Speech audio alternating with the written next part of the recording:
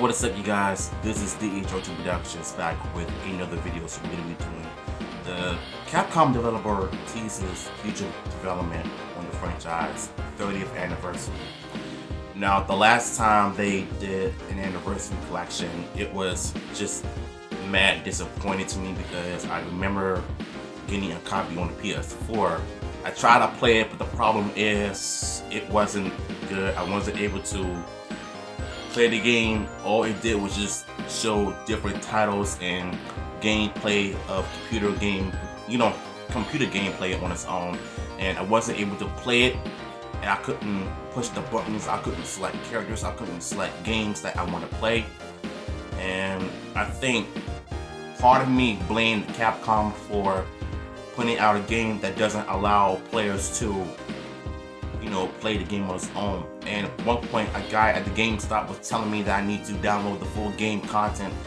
What's the point of doing all of that if I can't play the game by itself? And I think it's worse than playing Street Fighter V when you try to play a storyline, but then you have to use the internet to, but it's just a bunch of dumb stuff. And I kind of wish they would just not do these things if you have online features or whatever though. But yeah, I hope and I pray to God that if Capcom were to do this the right way, instead of like putting out a game that doesn't allow players to play different games and titles, and if you playing your current game, you're in development right now, I just hope that they don't mess things up, because the more they do this, the more it gets irritating to the point where I don't even care about Street Fighter anymore, because what they did with the 30th, the 30th anniversary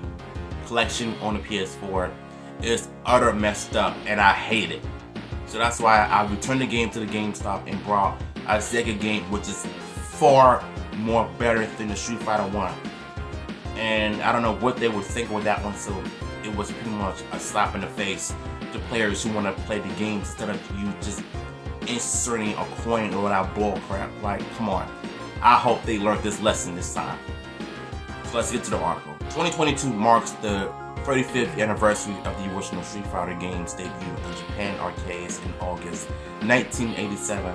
And to celebrate, Capcom has revealed a new logo for the franchise milestone. Capcom also teased future development for Street Fighter on Japanese Twitter account for the game, hinting at more projects in the future. So they're basically hinting more Street Fighter projects coming in the future.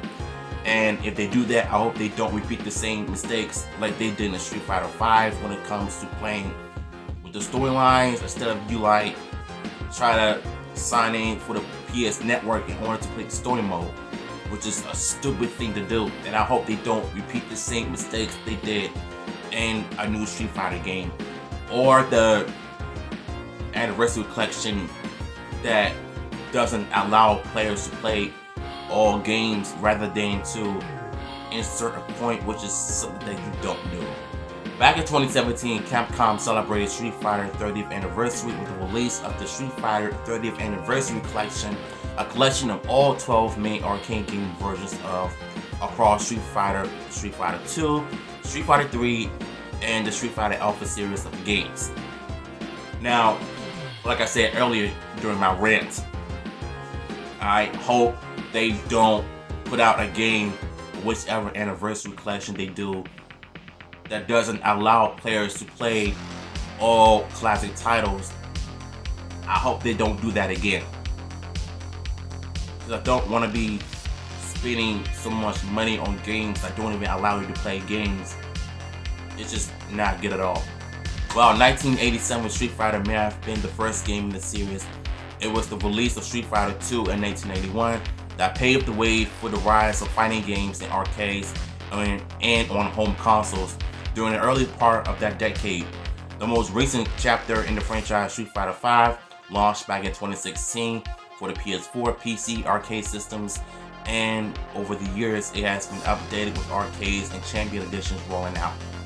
Now, I heard that the updated versions of Street Fighter V were really good, but the game on its own, I don't think so. I mean, it's just like playing Street Fighter 4, but they probably use some Street Fighter 4 engines based on the gameplay and sound, and nothing has really changed. So I hope that this new game that they develop right now can just improve of, you know, what they do. Street Fighter 5's final downloadable characters arrived last year for the game, dropping rival schools Akira character by the name of Luke into the game's roster. Luke's debut was a notable one, and Capcom described this character as being a representative of the future of the franchise. Future of the franchise. Now, I don't know nothing about this Luke character, but I did see a couple of articles about him, you know, on the internet. So I don't really care for him though. So that's just me. Now, I would be honest with you. I am happy for Street Fighter's 35th anniversary, because if it wasn't for them, we wouldn't have had fighting games that we know and love now. So I think for me, I hope they learn from their mistakes in the past and not bring it on to 2022.